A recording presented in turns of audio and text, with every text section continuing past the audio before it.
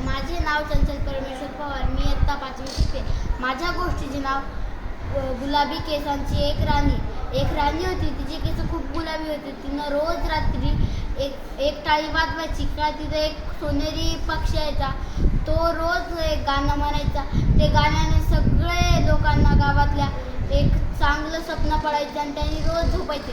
एक दिवस काय होतं, तिथं एक चुडेल येते आणि तिनं तिच्या केसाला श्राप देते की तिचे केस काळेच व्हावं. तिचे केस काळेच होते. मग एका दिवशी ते पक्षी म्हणतो सोनेरी, तुझे केस काळे झाले तर तू गुलाबाचं पाणी करून त्याचे केस बुडव, तुझे केस डबल पांढरे गुलाबी होतील. मग तिने तसंच करते, डबल केस गुलाबी होतात. ते डबल येते चुडेल, बघते तिचे केस डबल गुलाबी झाले. तिचे केस पण काळ करते आणि सगळे गुलाब नष्ट करते.